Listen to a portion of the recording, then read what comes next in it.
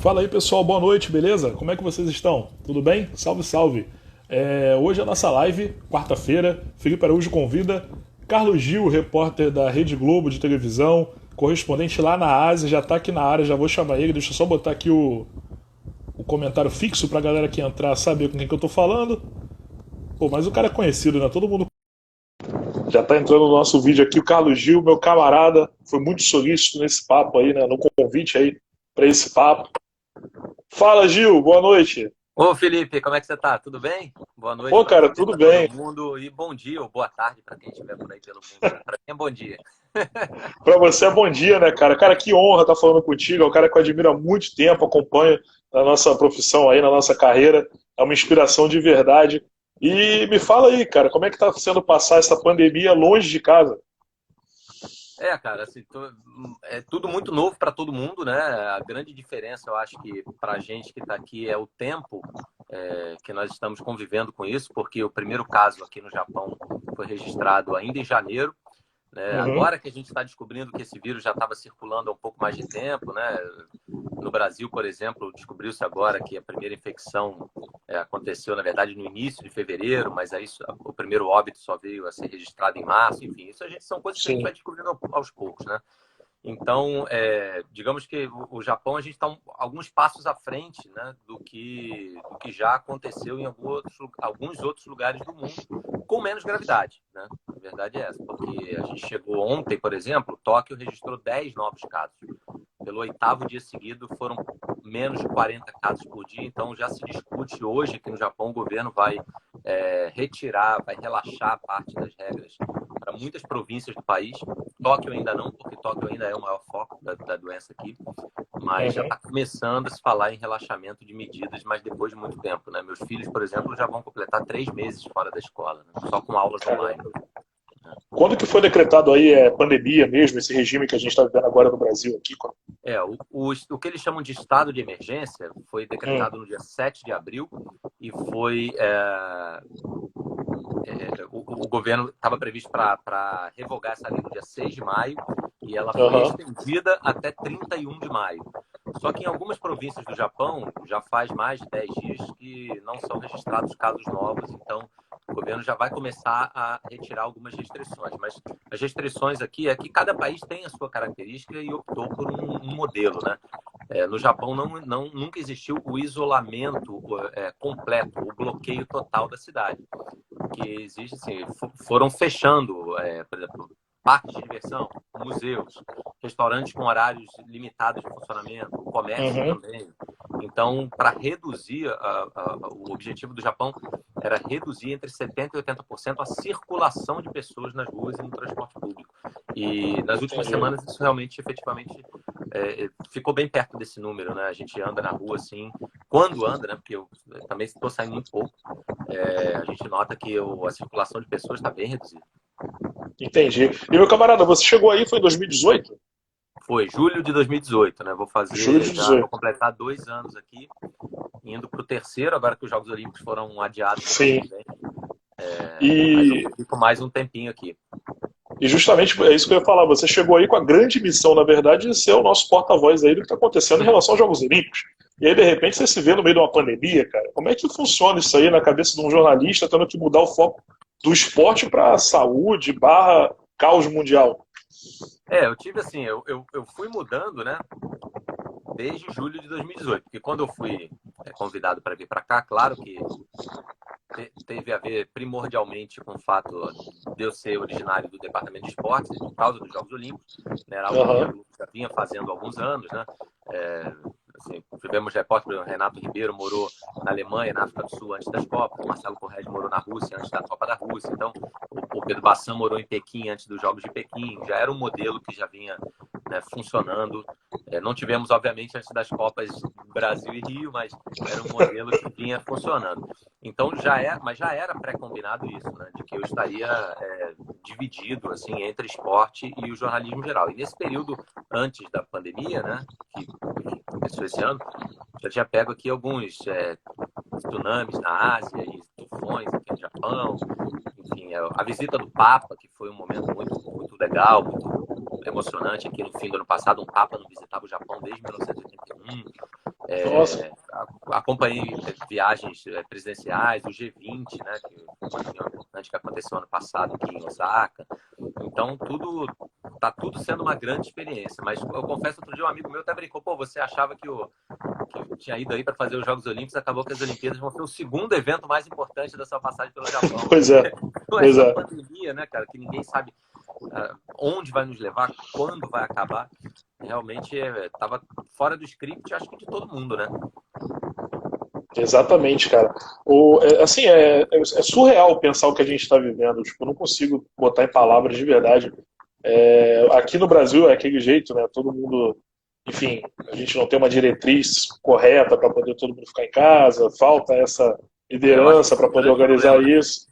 E Aqui no aí, Japão, cara, só para tentar um comparativo, eu não gosto muito quando é muito comum eu receber assim, mensagens, às vezes amigos ou enfim, pessoas que até pelas redes sociais se comunicam com a gente. E muita gente fala assim, poxa, que sorte que você está longe do Brasil.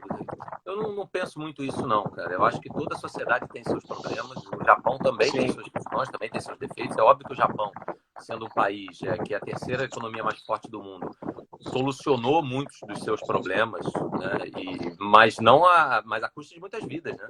O Japão foi um país, primeiro, que atacou os seus vizinhos. O Japão foi muito duro com a China, com a Coreia, no período pré-Segunda Guerra, depois foi atacado, uhum, uma bomba atômica, enfim, algo que é um trauma que a sociedade passou, que fez com que muita coisa mudasse.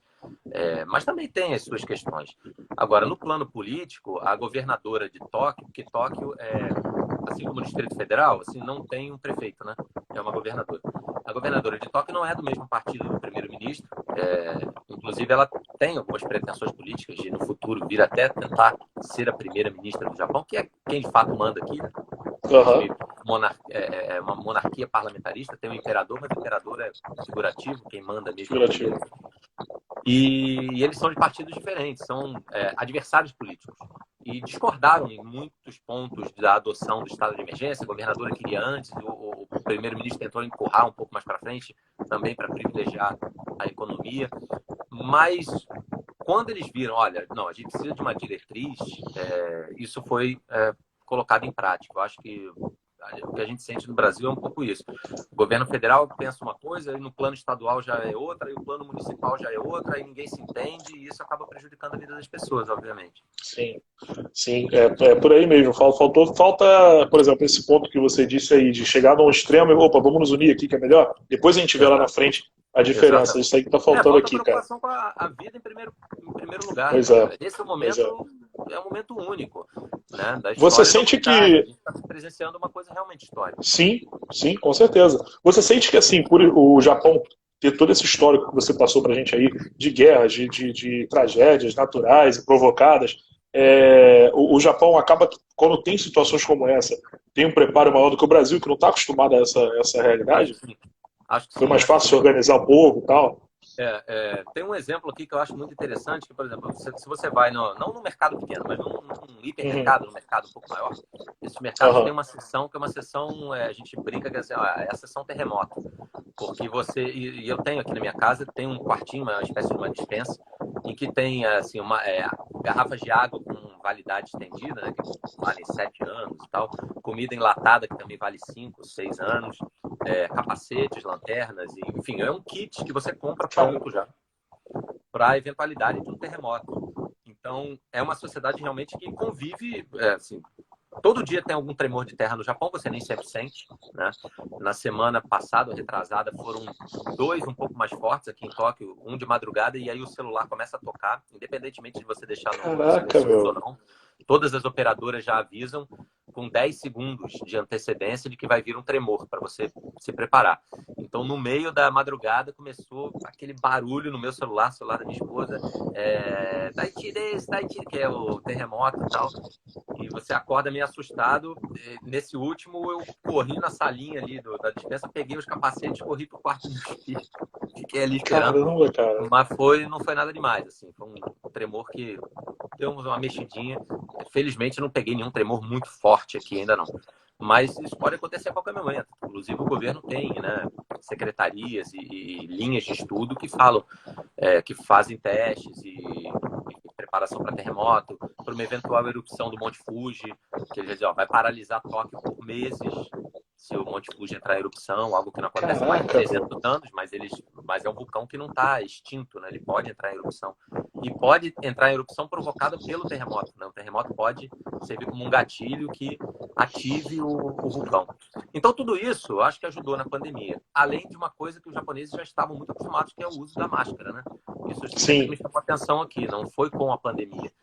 Todo mundo, antes disso, né, quando estava resfriado, gripado, alergia respiratória, rinite alérgica, nariz escorrendo, realmente todo mundo já usava máscara. Então, não foi um sacrifício, não foi uma adaptação das pessoas, o uso, né, da máscara, passaram a usar máscara. Ninguém passou a usar. Então, cuidado de quem já está doente. Eu acho que os dois, assim, na verdade, quem está doente tem essa coisa do o metrô, o trem aqui, né, o transporte público de Tóquio, ele anda muito cheio no horário de pico. Então, quem está doente já tinha essa preocupação de não passar para o outro. E a pessoa também tem a preocupação de não pegar, né? Ninguém quer ficar doente, afinal de contas. Claro. Então, nos períodos, por exemplo, que vai chegando, os meses de inverno vão chegando, e aí é natural que o vírus, o influenza, né, o vírus da gripe circule mais. Todo mundo já usava muito, muito, muito. Agora mais, claro, mas já usava muito. Caramba, cara, que coisa. Eu não sabia desse, quer dizer, eu já ouvi dizer que algumas casas têm esse preparo, esse quartinho e tal que você citou, mas eu não sabia que era uma coisa assim, popular, assim, corriqueira. Quase todo mundo tem isso em casa.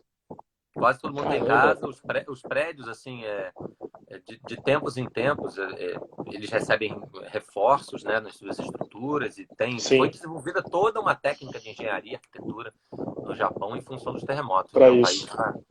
Tanto que às vezes, você vai num templo e fala, nossa, esse templo em Kyoto, né, que é uma cidade que tem templos lindos, e você fica naquela impressão, será que isso aqui é como a Catedral de Milão, que começou a ser construída em 1300 e pouco? Aí quando você vai ver, não.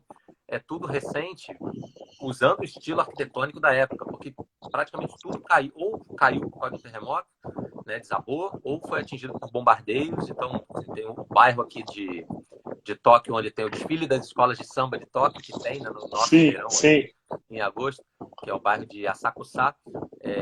Ele foi totalmente reconstruído, porque ele foi completamente devastado em março de 45, quando houve o grande bombardeio de Tóquio. Aqui nos livros de história, claro, como nós somos brasileiros, a gente estuda a Segunda Guerra Mundial, não se aprofunda em alguns momentos da história japonesa, né? Fala-se muito da bomba de Hiroshima, de Nagasaki, mas Tóquio foi bombardeado em março de 45, a cidade, 70% da cidade pegou fogo. Nossa! Né? Foram bombas já na parte final da guerra. Já em março de 45, os americanos já na escalada final da guerra, né? Se a gente pensar que a Segunda Guerra termina em maio na Europa, já estava nos últimos meses da guerra, o grande foco tinha se desviado aqui para o Pacífico, para o Japão. E os Estados Unidos fizeram um bombardeio incendiário em Tóquio, que queimou 70% da cidade. Caramba, cara, usaram muito para teste no final da guerra ali, muito desnecessário alguns bombardeios, né? Ô, Carlos ou Gil, como é que te chama, hein, cara? Eu fico na dúvida toda hora. Carlos é mais família, assim mesmo, né? Gil é mais fácil, todo mundo já chama.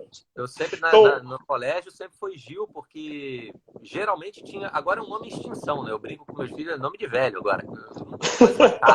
Você não vê uma criança na rua, Carlinhos, vem cá, não vê mais. Agora são outros nomes, né? Alguns nomes voltaram, Antônio, Francisco. Sim. Mas Carlos é nome de extinção. Mas na minha época, eu tenho 43 anos, quando eu era moleque, assim, sempre tinha um Carlos, né? Carlos Eduardo, Carlos Augusto, Carlos Bernardo, Carlos Felipe, Carlos... E aí eu era Gil. E aí pegou o Gil. Então, Gil, já que a gente já tá, né, eu ia começar, porque que nem eu falei contigo no pré-papo, né? Que a gente queria passar pela sua carreira, eu gosto de saber isso, eu gosto de saber como que a pessoa chegou lá, me interessa saber a história da pessoa. Mas já que a gente já tá na parte do Japão, deixa eu perguntar, como é que tá essa questão dos Jogos Olímpicos, cara? Aí ouve-se falar por aqui, né, de que de repente o adiamento não foi suficiente, que já se tem um papo de que pode ter um novo adiamento, isso é prematuro, o que você vê aí de perto? Acho que assim, tá meio claro que assim, um novo adiamento não vai ocorrer. Se os jogos não acontecerem em julho do ano que vem, como agora está previsto, não tem mais. Aí, vejo em Paris, 2024, um grande abraço. Porque a cidade, o país não iriam suportar os gastos de mais um adiamento. Explica isso pra gente, ô Gil. Porque se ouve falar muito disso, quem que paga os gastos de adiamento e tal? O que está envolvido nesses gastos aí? Olha, o orçamento de uma Olimpíada, né, é algo muito complexo, porque são várias fontes. Você tem os patrocinadores privados tanto do Comitê Olímpico Internacional como do Comitê Organizador Local. E você Sim. tem os gastos públicos, que são elevados ainda em qualquer país do mundo. Né? Muita gente fala, no Brasil gastou muito dinheiro público, gastou, é verdade. E agora é pior ainda porque o Parque Olímpico está lá jogado, né? Abandonado, não sabe o que vai acontecer com aquilo tudo. Mas aqui no Japão também. Então eles calculam que pelo menos em torno aí de 13 bilhões de dólares tenham sido gastos pelos cofres públicos mesmo, dividido entre o TMG, que eles chamam aqui, que TMG é Tokyo Metropolitan Government, seria o governo do estado, e o governo federal, né, o governo central do Japão. Então, tem muito gasto público, sim. O que o Japão tentou fazer para diminuir os custos, nem tudo foi feliz, mas assim, o sistema de transporte já estava todo, né, meio que preparado, não precisou investir muito, mas ele evitou construir novas instalações, muitas novas instalações. São apenas 8 das 43 instalações que vão receber algum tipo de evento, e nessas 43 a gente está incluindo a Vila Olímpica e o Centro de Imprensa. Só 8 foram construídas do zero, né, os Jogos Olímpicos. Então, eles reutilizaram muita coisa. Mas quando você faz reforma, né, quem faz em casa sabe, às vezes na reforma você gasta mais do que tirando do chão do zero. Né? Então, tem um gasto muito elevado. O que acontece também? Vou dar o exemplo da Vila Olímpica, que eu acho que a Vila Olímpica funciona bem para a galera entender o que está rolando. Assim como no Brasil, em todos os outros lugares, você constrói aqueles prédios todos, constrói em parceria com algumas empreiteiras, com algumas empresas do ramo de construção civil, e depois você vende aqueles apartamentos, né, para as pessoas que querem morar naquele lugar.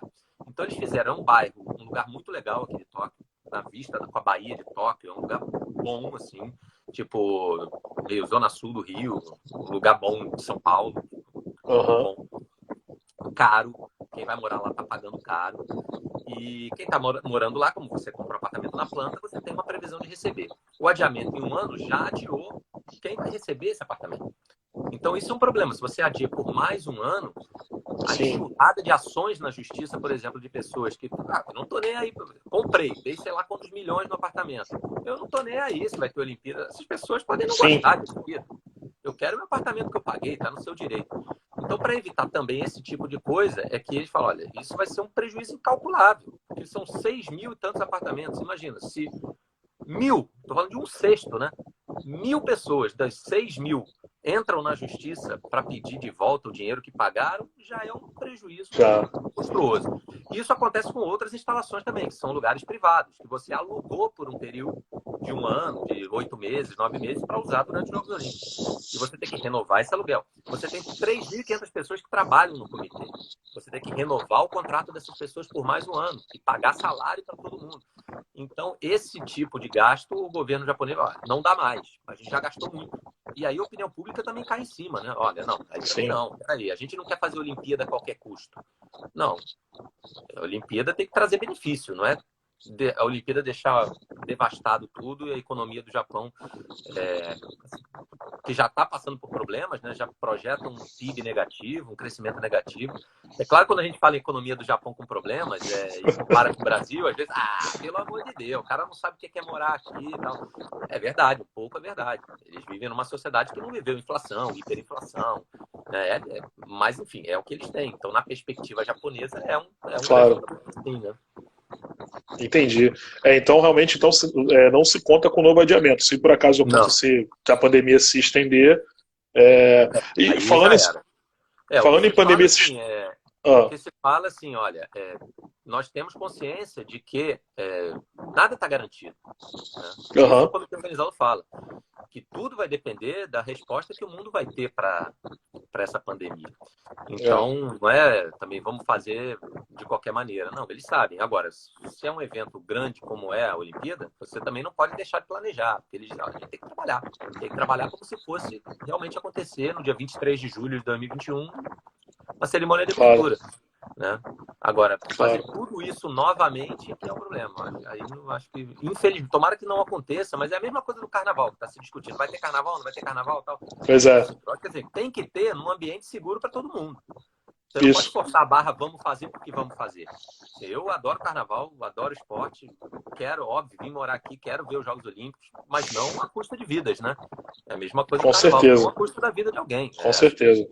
É por aí, tem que E acontecer desde que haja condições para que aconteça. e é o que você está falando, a questão também não impede do profissional que é da área trabalhar, né? Até porque, por exemplo, planejar. Eu vejo muito aqui as escolas estão lançando seus enredos, estão planejando um próximo carnaval, seja ele em fevereiro de 2021, em agosto ou em 2022. Mas você tem que tentar manter a roda girando o minimamente possível com segurança, né? Eu sou defensor dessa tese. A Amanda está falando, Carlos Gil, qual o teu conselho para quem quer cursar jornalismo, mesmo com esse cenário complicado para a imprensa nos últimos tempos? A imprensa, assim, o jornalismo da época que eu entrei, né, você falou de conhecer um pouco a vida, só passar rapidamente. Eu estudei na UFRJ, me formei em 1997, então assim, já são aí 23 anos, né? É uma outra realidade, né? A gente está falando de uma época em que a primeira vez que eu entrei numa redação tinha um computador, a gente ainda batia máquina, Caramba. a internet era uma coisa incipiente e tal. Eu acho que hoje assim, existem muitos caminhos.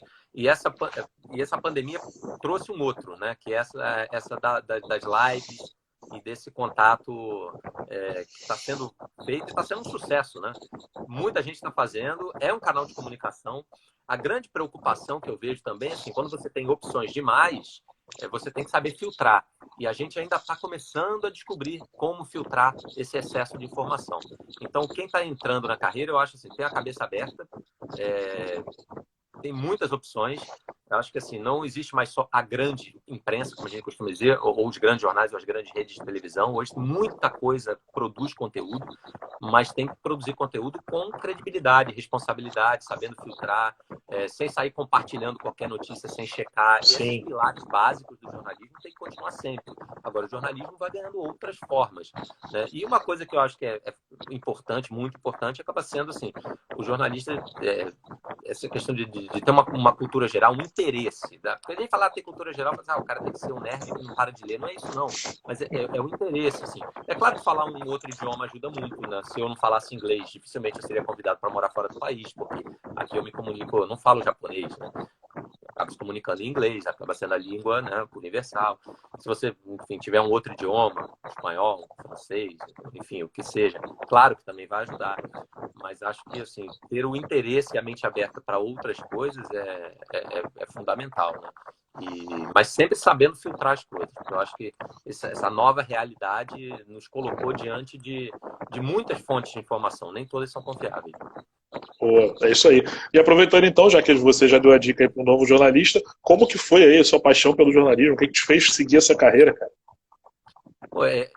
Eu me lembro desde muito cedo pensar nisso e muitas vezes ligados ao esporte também, ou ao esporte ou a meio que cobertura internacional. Curioso que acabou, felizmente, eu consegui juntar essas duas coisas, né? Porque eu era moleque, assim, que eu gostava muito de assistir telejornal na televisão, e na época você não tinha internet, não tinha serviço de streaming, não tinha tablet, nada. Era a TV ligada ali, uma TV na sala que ficava ligada. Sim. Então eu via muitas reportagens na época, anos 80, assim, crise, União Soviética, Estados Unidos, bomba atômica, Chernobyl, enfim, o fim da ditadura direta já no Brasil. São coisas que eu tinha 7, 8 anos e eu lembro, tenho uma memória muito viva disso e gostava de assim, pô, deve ser legal, né, você vivenciar essas coisas, a queda do Muro de Berlim e tal. Então acho que eu vivi numa época também que eu era garoto, assim, tal, que foi muito efervescente, né, do ponto de vista da política internacional. Foi a queda, o fim né, da cortina de ferro do Império Soviético, Guerra do Golfo alguns anos depois, enfim, aí uma sequência de coisas importantes no mundo, né? E o esporte sempre foi uma paixão minha. Eu gostava muito de futebol de botão e eu meio que narrava os jogos, comentava e tal. Então, eu acho que veio daí. Quem nunca, né? Entre 9 e 10 anos de idade, eu diria que foi a idade em que eu comecei a formatar esse desejo. E depois, mais adolescente, tal, quando eu fiz a inscrição para fazer vestibular, eu cheguei a ter dúvida entre cursar História e jornalismo. Mas a minha mãe é professora de literatura e língua portuguesa e professora do Estado e tal, e foi uma época também com muitas greves, salário atrasado, e então isso meio que me traumatizou um pouco. Eu falei, caramba, era uma coisa que a gente sofria na pele no nosso dia a dia, né?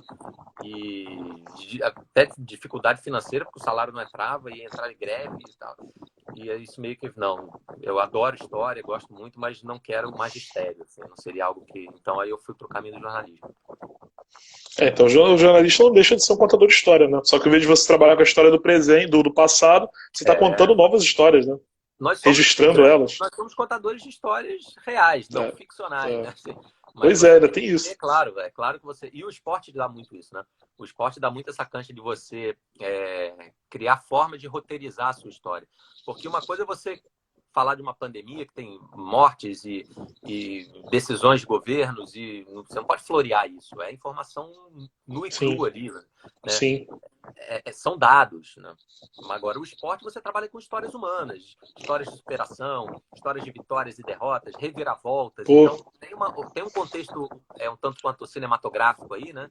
Daquele que eles chamam os roteiristas chamam de plot twist, que é aquela virada do enredo, né? Aquela virada da história, que o esporte dá muito, né? E por isso me fascina muito trabalhar com esportes. Jogos Olímpicos, Copa do Mundo, ou mesmo um jogo qualquer no meio do Campeonato Carioca, porque a boa história pode estar em qualquer momento, né? O meu sonho é cobrir a Olimpíada. Claro que é, Olimpíada, Copa, todo mundo quer estar presente, eu também queria, no início da carreira, era o sonho de todo mundo. Mas eu não vou saber fazer de cabeça agora não, viu, Felipe? Daí as 10 matérias que você achou mais interessante fazer, não sei. Mas com certeza, se eu for puxar pela memória, você vai ter matéria que eu fiz, sei lá, um personagem que você conheceu num treino do Bangu, e foi uma história super legal, entendeu? Não é porque é fora do Brasil, é no exterior, que vai ser melhor. Claro.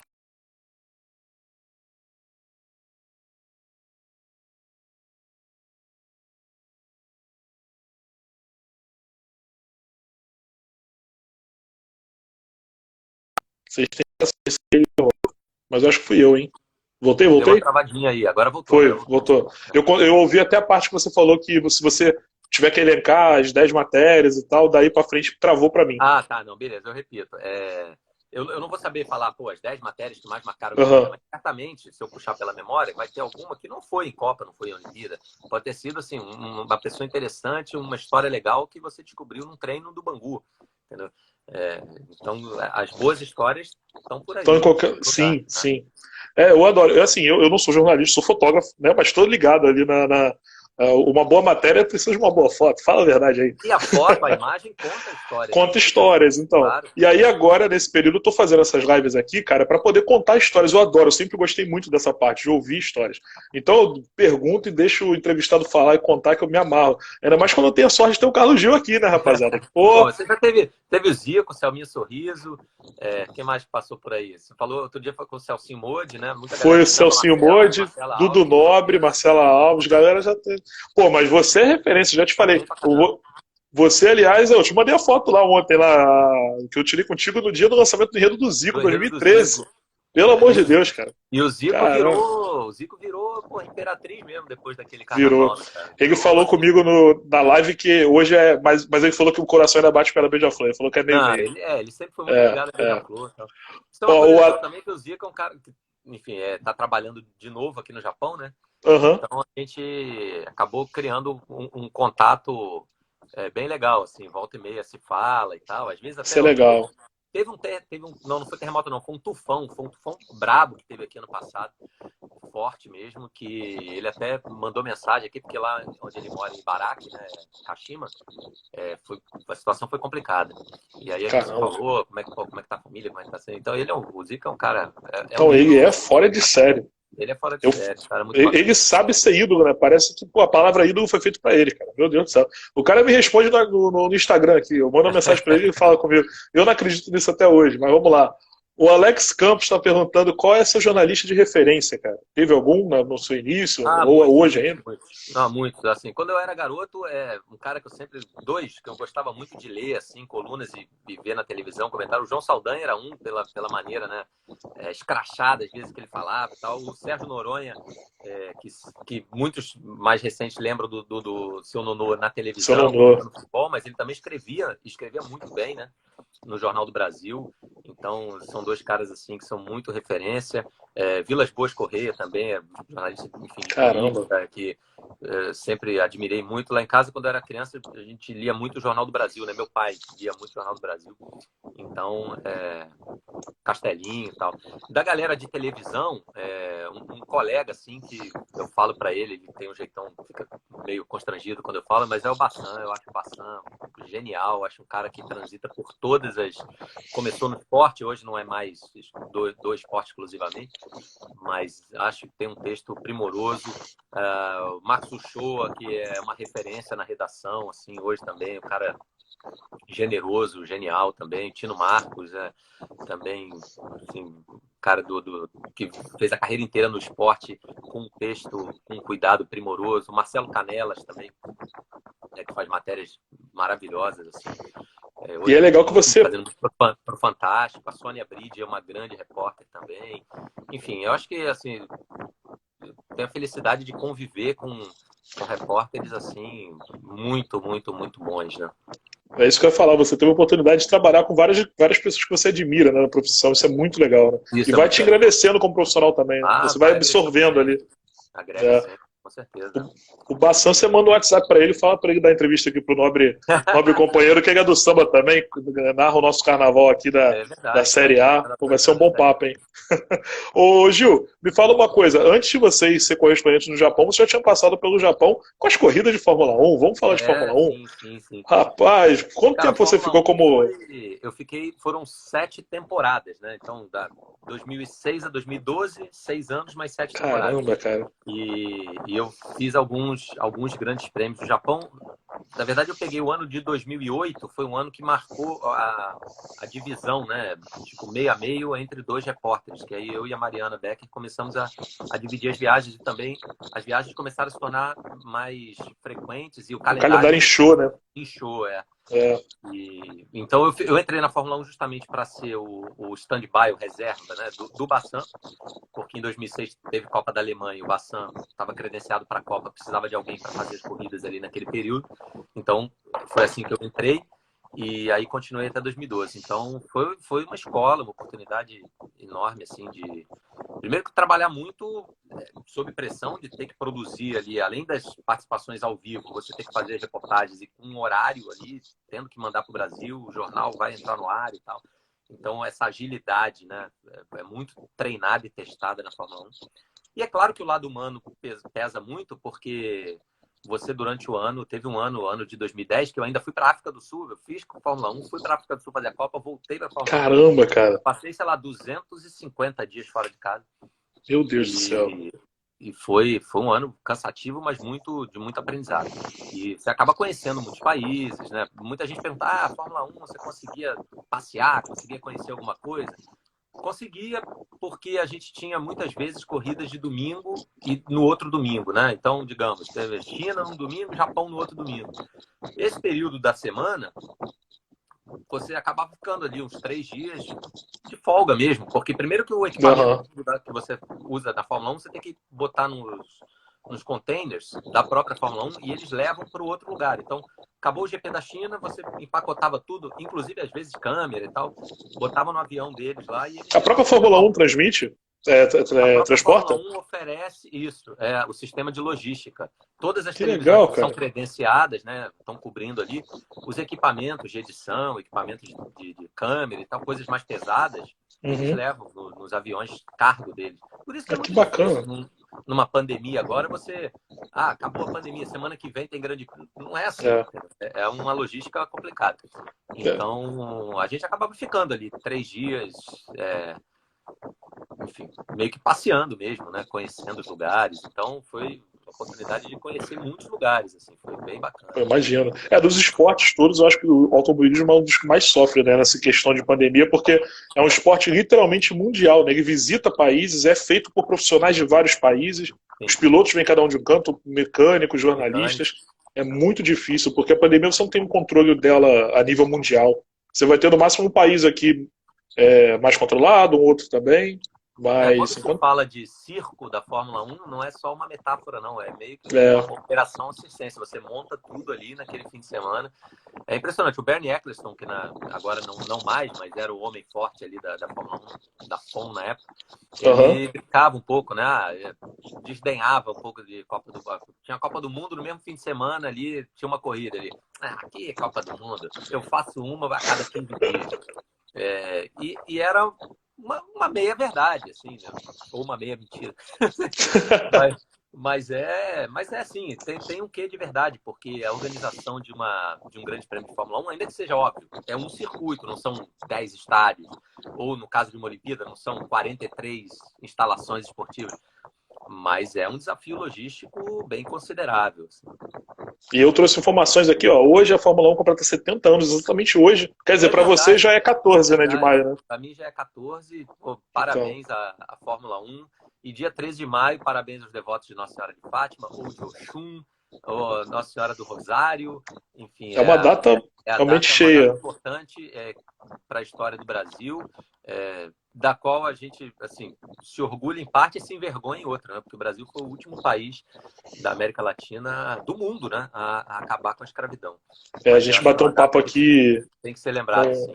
A gente bateu um papo aqui com o Nando Cunha na live e a gente estava falando sobre isso também. Já, a abolição além de ter sido tardia, ainda foi mal feita, né? Largaram os negros de qualquer jeito, ó, estão Não, libertos, beleza. E agora eu vou pagar um trabalhador. Quem que eu vou trazer? Vou trazer de fora, imigrante, tipo, não. sabe? Enfim, foi muito mal sucedido mesmo o procedimento. Gil, outras informações aqui da Fórmula 1 que eu trouxe aqui, ó. A corrida foi num sábado, sabia? No dia 13 de maio de 1950, porque no domingo tinha culto, rapaz, lá em Silverstone.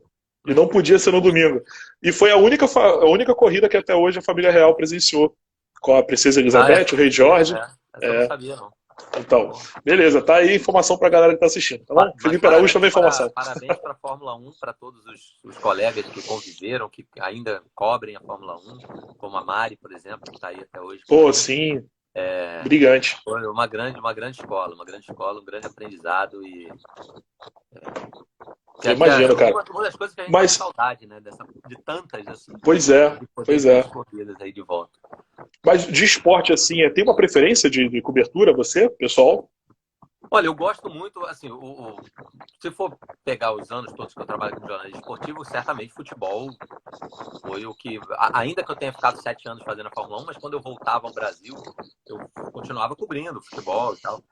Nesse período todo de Fórmula 1, eu fiz várias finais de campeonato, jogos de campeonato brasileiro, de Libertadores e tudo mais. Mas futebol foi o esporte que eu mais cobri, que eu mais acompanho mesmo, assim, no dia a dia, que eu gosto de ver e tal. Mas, assim, Jogos Olímpicos, para mim, tem uma magia especial, sabe? Eu acho que porque são muitas histórias acontecendo no mesmo dia, ao mesmo tempo, com personagens diferentes. É, é uma coisa super democrática. Você pode ter um cara super alto, forte, como um LeBron James, e ao mesmo tempo você pode ter um campeão olímpico, que é um cara de cento e tantos quilos, que é um judoca, e pode ter uma menina de 1,40 m, que é uma ginasta. Então é muito legal, porque de várias idades, você pode ter um cara, sei lá, campeão olímpico de tiro com 60 anos e uma campeã olímpica de ginástica com 14. Sim, Então, são muitas histórias. Eu acho que é os Jogos maravilhoso. Olímpicos, mais do que um esporte, acho que as Olimpíadas como um evento são, assim, fantásticos. É A muito bom. Mila, é porque eu estou precisando usar óculos, cara. A Mila A Bastos pergunta assim, Mila. qual o time do Carlos Gil pode revelar o Mila? Eu vou ficar devendo. Ô, escola de samba ele revela. Não, futebol. Eu gostaria muito que o futebol, assim, fosse como o samba, né? Porque eu sou Império Serrano e todo mundo sabe e tal. E se eu for com a camisa do Império no ensaio da Portela, da Mangueira, do Salão, não vai Sim, acontecer nada, não tem problema nenhum. Mas o futebol ainda tem muito essa coisa e por parte, às vezes, do torcedor. E isso que eu falei agora de redes sociais, de live, de não sei o quê, que a galera, né, às vezes vem com uma agressividade, assim, sem nem conhecer a gente. Felizmente eu não passo muito por isso, não, mas assim, tem colegas que já foram agredidos na rua, sabe? E, cara, futebol, o que eu posso dizer, assim, quem trabalha com futebol torce para algum time. Porque se você trabalha com esporte, você gosta de esporte. Eu narrava claro. jogo de botão quando eu tinha 9 anos, mas eu não roubava pro meu time, não. Eu deixava ganhar. É porque você gosta. Acima de tudo, eu gosto de ver futebol. Entendeu? É, Mas assim, aí você revela e o cara já começa a olhar torto. E assim, se eu falasse, ó, Felipe, eu vou morar no Japão para sempre, não volto nunca mais ao Brasil, eu contava na boa. Agora, como eu vou ter que voltar e vou ter que Vai ir em voltar. todos os estádios. Você vai com o prazo, já sabe quando volta? Normalmente, se fosse o eu mundo. volto ano que vem, depois que acabar as Paralimpíadas, mas aí contando que, né, que vai dar tudo certo, que vai ter Olimpíada, que vai ter Paralimpíada. E aí você fica como correspondente de toda a Ásia? Como é que funciona Aqui é esse trabalho? toda a Ásia, só que agora a gente não está podendo viajar, né? Então, a gente usa muito recurso de agência de notícia, né? Que praticamente todas as televisões do mundo, elas assinam as agências. O que a agência faz? Basicamente, a agência tem freelancer, né? Que filma, que entrevista, e disponibiliza esse serviço mediante, claro, um pagamento. Então, a Globo, como outras TVs do mundo inteiro, assinam, né, essas agências. Aí você tem a Associated Press, você tem a Reuters, você tem a France Press, você tem vários serviços aí de agências. Aqui no Japão tem a Kyodo News e tal. E então, quando você não pode ir a algum lugar, você, né, recebe essa agência te encaminha. E aí você meio que faz uma matéria. A gente tem uma senha, um acesso a um servidor, você vê o que tem ali, quais as entrevistas, quais as imagens, e começa a construir teu texto, tua reportagem em cima, algumas vezes, de imagens que não foi você que fez, né? Foi uma agência que prestou esse serviço. E aí a gente costuma falar, eu amarro tudo isso, né, pegando uma parte produzida por nós aqui no Japão, com algumas imagens feitas por uma agência na China, Coreia do Sul, Indonésia, Filipinas, enfim. Logo que eu cheguei aqui, no primeiro fim de ano aqui, teve um terremoto terrível na Indonésia, e eu usou muito serviço, porque não conseguia chegar lá. Eu não tinha como chegar lá, a ilha ficou isolada, não tinha como pegar um avião e chegar lá. Então você acaba usando o serviço das agências. Entendi. O Gugu Caeteiro está falando aqui que hoje faz 2 anos da entrevista do Globo Repórter aqui na comunidade russa de Campina das Missões. Porra, 2 anos, cara. Campina das Missões é uma gracinha de cidade, no interior do Rio Grande do Sul. Foi um Globo Repórter que o Marcelo Corregi fez 90% do texto, 95%, que era sobre a Rússia. E eu fui fazer com o Rodrigo Araújo, né, que era nosso produtor, Rodrigão, cara genial, com o Julinho, que era cinegrafista também. E a gente foi fazer a presença da comunidade russa no Brasil em Campina das Missões, uma cidade que foi fundada por russos. Jacinto, que era o representante lá da comunidade, e guarda boa parte da memória dos imigrantes russos lá em Campina. Pô, que legal. Caramba, um grande abraço. Se tiver alguém aí de Campina, acho que tem, né, de Campina das Missões. Pô, um grande abraço para todo mundo. Foi uma delícia. Foi uma semana muito gostosa que a gente passou lá. Pessoal super receptivo, hospitaleiro. Foi muito legal. Caramba, que legal, cara. Essas histórias que são uma delícia de contar, né? Você vai descobrir lá uma coisa que ninguém conhece. O Ed aqui, ó, Ed Monteiro tá falando aqui, o time do Gil é Madureira. Boa, Ed, obrigado, me ajudou. É isso, pronto, fechou. Madureira, times que eu gosto, hein? Vou dizer aqui, Madureira, eu sou imperiano, apesar de não ter sido nascido e criado no bairro, mas enfim, tenho esse carinho especial pelo bairro. A Portuguesa da Ilha, porque eu morei na ilha e joguei na Portuguesa. Porra, não mete essa. Tenho um carinho grande pela Portuguesa. E o friburguense, mais recentemente, porque a família da minha mulher é toda de Friburgo. Então, outro dia até Toshia, jogador lá do Friburguense, me mandou a camisa. Você publicou isso, a camisa do Friburguense. Então, o Friburguense também mora no coração. Tanto já que não vou revelar mesmo, fica com esse triunvirato aí, ó. Aí, Mila, tá respondido. Friburguense do Grande Cadão, aquela turma lá, que eu Sérgio Gomes, Ziquinha, isso aí. Tinha mais um, Bidu também. Isso, os 4. O Valdir tá aqui te elogiando. Eu acho que foi o Sérgio Gomes, cara. Eu lembro de um Vasco e Friburguense que ele meteu um golaço no Maracanã. Outro dia até o Instagram do Friburguense botou esse gol. Foi na gaveta. O Friburguense quase tirou o Vasco do campeonato. Eu posso revelar o meu time. Aí, o teu Vasco aí, ó. Esse jogo? O meu Vasco gosta muito. Nos pênaltis esse jogo. A gente gosta muito de passar esse susto com o Friburgo. Teve um também na Serra que eu não lembro se A gente perdeu também, acho que foi 5-. Ou que o Romário se machucou, teve um que o Romário se Teve machucou também, lá. é. Né? O Romário se Vamos machucou deixar. lá no Eduardo Guinle, acho que umas 2 vezes. Uma jogando pelo Então, Flamengo, ele machucou a panturrilha, e uma pelo Vasco, ele se machucou lá também. a única vantagem da pandemia é não ver o Vasco jogar no momento. Estou muito tranquilo com isso. Então, vamos deixar futebol de lado, por favor. Outro dia o Flávio Canto estava também fazendo uma live, o Flávio Canto é tricolor, né? E ele falando, brincando, falando assim, o Flusão não perde há 2 meses, estamos invicto. Então esse tipo de brincadeira É tipo tá isso. rolando direto. É tipo isso, cara. Fora Porque, meus amigos, o Alex Escobar, o Fabinho Brandão, Ari Peixoto, que são América. Aí, porra, esses aí estão pinto no aí dá lixo. pra falar tranquilo, né? O América Também. 2 meses sem perder? Porra, olha que Pois coisa. é. Ó, o Valdir fez elogio aqui. Boa noite, prezados Felipe e Carlos Gil. Esse fera aí deve servir de exemplo para muitos futuros jornalistas de definição desse profissional. Competência, Obrigado. responsabilidade, profissionalismo e respeito pelas pessoas. Ó, Carlos Gil aí, tá com Obrigado. tudo, hein, cara. Fico envaidecido aí pelas palavras. Muito obrigado. A gente tenta fazer o que pode melhor no dia a dia aí para todo mundo. Pô, e o Valdir, ele é intérprete lá faz parte do time de canto lá da primeira da Cidade Líder, que é uma escola do terceiro grupo de São Paulo. Já que ele mandou a mensagem, vamos entrar no papo samba, meu camarada. De onde vem o amor pelo Império Serrano? Cara, o amor pelo Império Serrano vem do Carnaval de 1982 e não pelo título, porque aquele ano o LP era muito vendido, os sambas eram muito executados nas rádios e é o primeiro carnaval que eu tenho alguma memória, assim, né? Eu tinha 5 anos ali, 5 para 6 anos de idade e tocava muito mesmo, né? E na época do Carnaval de 82 eu não morava no Rio, né? Meu pai foi transferido uma época, eu nasci no Rio e tal, mas a gente morou em Fortaleza e morei em Salvador 3 anos por causa do trabalho do meu pai. Então foi um carnaval que eu não passei no Rio, né? Eu passei no Ceará. E assim, minha mãe gosta muito de carnaval, meu pai também, um pouco menos ligado, sim, mas gosta e tal. E minha avó, mãe da minha mãe já falecida, gostava muito também, era torcedora da Mocidade. Minha mãe é mangueirense, meu pai é portelense. Então é tudo muito misturado. E só que o samba que tocava era o bumbum paticumum gurundum. E foi assim, e aquilo para mim era carnaval, era bumbum paticumum gurundum, era a trilha sonora do carnaval. Depois o Império veio a ser campeão, coisa que para mim naquela época não dizia muito, porque enfim, eu não tinha muito essa noção de é um campeonato, campeão, o que isso representava. É claro que hoje o Império nunca mais foi campeão do especial, então é um carnaval que ganhou ainda mais, né? E aí veio o Mãe Baiana Mãe, que foi um desfile já de manhã, porque eu era criança, então eu não conseguia virar à noite. O Mãe Baiana Mãe eu consegui ver, eu pedi, assim, e minha mãe, às vezes, ia assistir, meu tio também gosta muito de carnaval, eu ficava muito com a minha avó.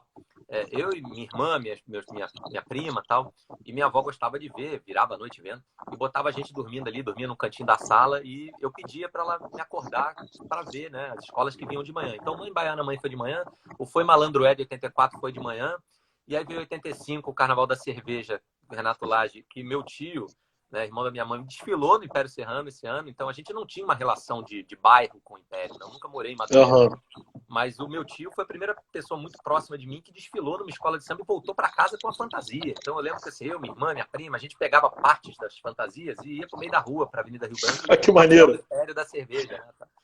Aí veio Eu Quero, que foi um carnaval muito marcante, que foi um samba muito executado, enfim. O Império enfileirou alguns carnavais que acabaram sendo marcantes para mim, e a partir daí, mais tempo, né, mais velho, é que eu fui à quadra, frequentar, desfilar, né, conhecer as pessoas, e aí realmente virou uma paixão de família. Meus filhos já se perguntaram de são imperianos. Minha mulher sempre, que é de Friburgo, né? Ela tinha uma simpatia grande pela Mangueira, tal, mas passou a frequentar o Império comigo também. Hoje também é muito mais Império que Mangueira. De vez em quando ela dá uma desviada. Mas eu também, ultimamente, nos últimos anos, eu tenho torcido muito para... Porque assim, eu trabalhei alguns anos na transmissão com o Leandro Vieira, e acho que é um cara fantástico, assim, gosto muito dele como pessoa, como carnavalesco. E confesso que nos últimos carnavais eu fiquei bem mangueirensezinho. Assim. Mocidade é uma escola que eu sempre gostei por causa da minha avó e por causa do Ziriguidum 2001. Eu quase virei Mocidade, ia ser verde e branco ainda, né? Também tem um carinho grande pela Mocidade. Na verdade, assim, você acaba gostando de todas, né? De todas, não tem jeito. O 13 de maio eu estava lembrando do desfile do Tuiuti, aquela coisa maravilhosa. Sim. Né? Que foi um desfile, um dos mais emocionantes que eu vi ali na Sapucaí, né? Vendo com os meus olhos. Boa lembrança. Então você acaba, né, criando E como a comunidade do samba, todo mundo se fala, todo mundo se gosta, não tem muito essa coisa de rivalidade, do tipo, vou torcer pro carro daquela escola quebrar, tal. Não tem, mano. Pô, cara, que legal, cara, sensacional. A Bia tá Olha, pedindo aqui pra você mandar um alô pra Magé, a cidade do OVNI de Pau alô, Grande. Ouviu essa história no Japão, cara? Alô Magé, pô, grande samba da Inocente Belfort Roxo. Olha, Tu ficou Viviana, que sabendo? é madrinha da minha esposa, tá aqui também, mandando um olá, um beijo. Tá lá em Tu ficou sabendo dessa Portugal. história do OVNI, cara, de Magé? Surgiu hoje? Não soube, não. Ah, cara, depois quando acabar aqui a live, tá, falta, já tá com 50 minutos, É. mais 10 minutinhos só, tu procura, vale a pena, velho. OVNI Olha, de dá uma Magé. olhada no Twitter, OVNI de Magé, tu vai se divertir. Cismaram que apareceu um OVNI de Magé hoje, em Pau Grande, que é o bairro Garrincha. do Garrincha, e, É. cara, só deu isso. Até a aeronáutica se manifestou falando que não viu nada de anormal por lá e tal. Cara, sensacional essa história. O Zé Renato que tá pedindo pra você falar seu time do Japão. Aí tu pode falar. Então, os times no Japão, eu já tive a oportunidade de assistir alguns jogos aqui, é muito legal, assim, é um ambiente muito familiar. E o japonês, ele tem muito aquela coisa de... Aqui não existe um negócio de produto pirata, né? E é uma população que tem um poder aquisitivo mais alto que o brasileiro, né? Então vai todo mundo de camisa oficial, bandeira, cachecol, boné, super colorido. Eu fui numa final da Copa Levan Cup, que seria... Não é bem a Copa do Brasil. A Copa do Brasil seria a Copa do Imperador, mas é uma outra Copa que também reúne times de várias divisões. E aí eu fui assistir o Yokohama Marinos contra um time chamado Shonan Bellmare, que é um time assim, que transita ali entre primeira e segunda divisão, tal. E imagina, era o franco azarão, né? O favorito era o Yokohama, que era o atual campeão até. E consegui comprar ingresso em cima da hora. Fui com a minha família, meu filho e tal. E de repente a gente se viu ali no meio da torcida do Shonan, que é um time menor, tinha mais vaga para ficar na torcida. E o Shonan não ganha o jogo, cara, 1-0. Caramba! É como se fosse uma final de Copa do Brasil, aquela Criciúma e Grêmio, né? Que o Criciúma foi Sim, campeão.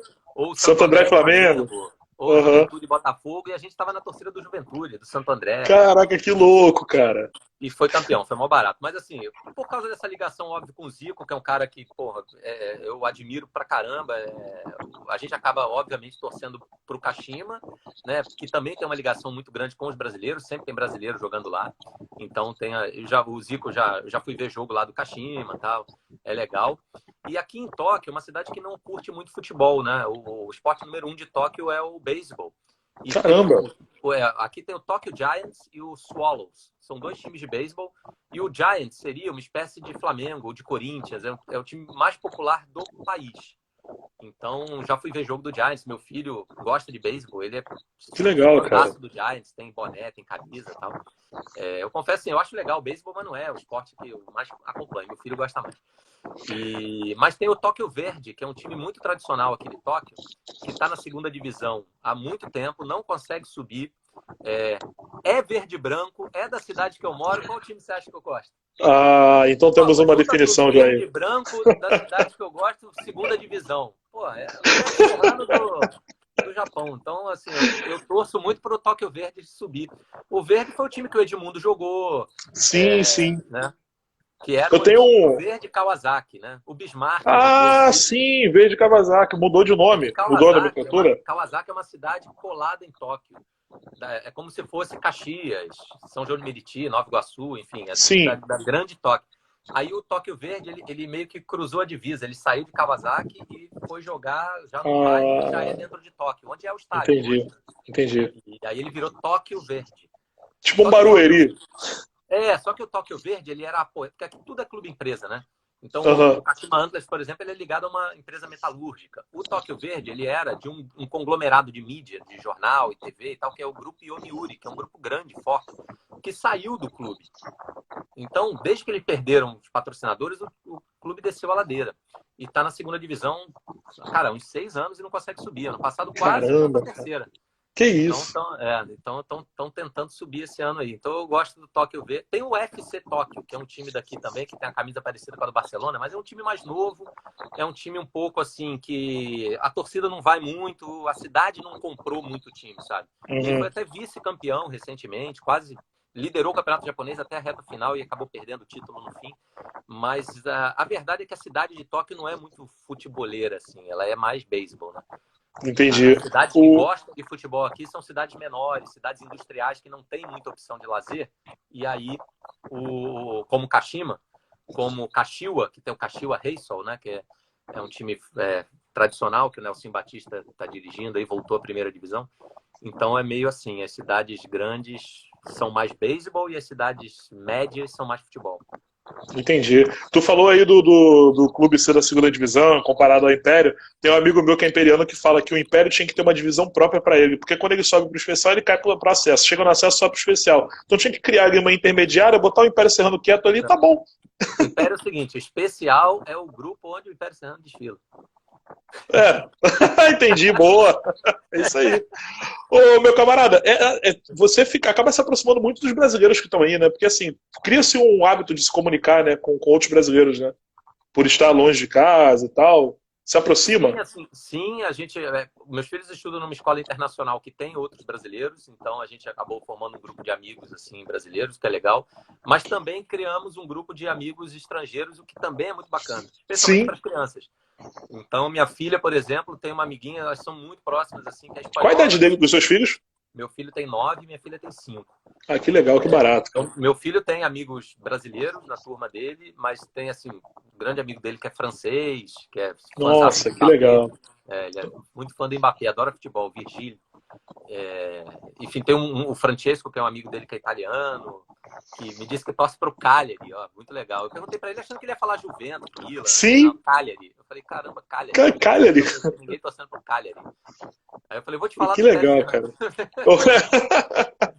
ô, Gil, aqui, Vermelhinja, é essa que é sua tia? Não, essa é a minha sogra. Sua sogra, ela tá perguntando para você falar, tá pedindo para você falar da culinária japonesa. Eu sempre adorei, inclusive a minha sogra mora em Friburgo, né? Lá tem ótimos restaurantes japoneses, tem uma comunidade japonesa grande, né? É perto daqui, Friburgo. Eu adoro comida japonesa e descobri, ó, Dudu Sarmento tá aqui, grande parceiro, imperiano também, botafoguense fanático. A comida japonesa aqui a gente descobre outras faces da comida japonesa, né? Porque no Brasil se fala muito de sushi, sashimi, yakisoba e tal. Então aqui você vai descobrindo outras coisas. Uma que eu descobri é o okonomiyaki, que é uma comida que em Hiroshima é super popular e aqui em Tóquio você encontra também. Parece uma panqueca com alguns legumes e às vezes carne dentro e tal. É uma das minhas preferidas, assim, das descobertas que eu fiz da culinária japonesa. Tem uma coisa que eu odiei, assim, essa eu não gosto mesmo, que é ouriço, cara. O que é isso? Ouriço? Ouriço Sim. Não um espinho, obviamente, né? Lá dentro do ouriço. Quebra ele. Eu não gosto. Agora, rola. Provei em guia, é gostoso. Em guia é gostoso. Cervejas. O Ed está perguntando. Cervejas boas. O Japão tem um cenário assim, de cervejas, inclusive artesanais boas. Tem uma região aqui de Nagano, né? Onde já teve a Olimpíada de Inverno, que produz cervejas artesanais excelentes. E tem o saquê, né? Que muita gente acha que saquê é uma espécie de cachaça, mas não é. O saquê não é um aguardente. O saquê é um fermentado, é um vinho de arroz. E tem diferentes tipos de acidez, de textura, mais leve, mas não é uma bebida que desce queimando. Então, é uma bebida que é muito saborosa. Assim. O Ed tá falando pra você levar pra ele aí, provavelmente a cerveja. Provavelmente os dois. Leve por via das duas pra não ter erro. Ô, Gil, tem 3 minutos para fechar aqui o papo. Você tem alguma história rapidinha, alguma coisa curiosa que você viveu nesse tempo aí que você acha que é legal de contar? Que você descobriu, não sei? Aqui do Japão? Isso. Cara, assim, eu acho que o mais legal que eu descobri daqui eu não sei se eu posso dizer que eu descobri, mas um sentimento que vem à tona é esse que eu tinha te falado antes, de não existir o lugar perfeito no mundo, sabe? Isso é uma coisa que te dá conforto, às vezes. Porque é óbvio que a gente sabe dos problemas do Brasil e que tem que ser combatidos, que a gente, enfim, tem que lamentar, tem que nos posicionar, mas sem achar que existe a terra perfeita do leite com mel que vai resolver todos os seus problemas. Todas as sociedades têm seus problemas e o mundo, assim, a humanidade precisa se entender melhor, né? Precisa ouvir mais, precisa ser mais solidária. Então, eu acho que morando fora, primeiro você está mais sozinho, né? Você não está com um suporte ao seu redor. Você tem que sair para conhecer pessoas novas mesmo, entender cabeças novas e ouvir novas propostas e, enfim, tentar conhecer e respeitar outras opiniões. Eu acho que esse é um dos grandes, assim, legados e aprendizados de morar fora, é isso. É valorizar o que é nosso e reconhecer, assim, erros e acertos de qualquer sociedade, né? Qualquer sociedade tem. suas imperfeições e suas coisas boas que a gente pode sim, por que não copiar ou trazer e adaptar para a nossa realidade. O Japão tem muitas coisas boas que a gente pode sim copiar e adaptar. Pô, cara, sensacional, adorei o pessoal tá elogiando aí a live, pô, foi um ótimo papo, muito bom aí ter essa troca de informação. Imagina, velho. Espero que não demore tanto a gente a sair dessa situação, mas se for demorando, a gente marca uma outra aí para contar mais curiosidades do Japão. Valeu? Vamos descobrir o lado bom das coisas. Mas é isso. Grande abraço a todo mundo. Tato aí, pessoal que tá passando por último. Valeu, obrigado pela interação. E Felipe, obrigado pelo convite mais uma vez. Foi um prazer. Tamo junto, cara. Obrigado. Valeu, Gil. Esse foi Carlos Gil, repórter da Rede Globo de televisão, jornalista, tá lá como correspondente na Ásia, tá lá no Japão, passando esse período aí, longe do país, né, dele, né? Contou um pouquinho pra gente como é que tá sendo enfrentar isso. Tá faltando 30 segundos aqui para encerrar a live. Eu quero convidar vocês a me seguirem, quem não me segue aqui no Instagram. Todo dia às 9 da noite tem um papo diferente. Amanhã é samba, amanhã é com a Adriana Gomes, porta-bandeira da Mancha Verde. Foi porta-bandeira da Mocidade Alegre por muitos anos. Já foi várias vezes campeã do Carnaval de São Paulo. A Adriana vai estar com a gente. E na sexta-feira, Hélio Bejani e Beth Bejani, casal de coreógrafos da Comissão de Frente do Salgueiro. Agora está na Grande Rio. E vale a pena conferir esse papo. Me sigam então no Insta, ficam por dentro desses papos todos. Valeu, um abraço, tchau, tchau. Fique com Deus, beijo do gordo. Fui.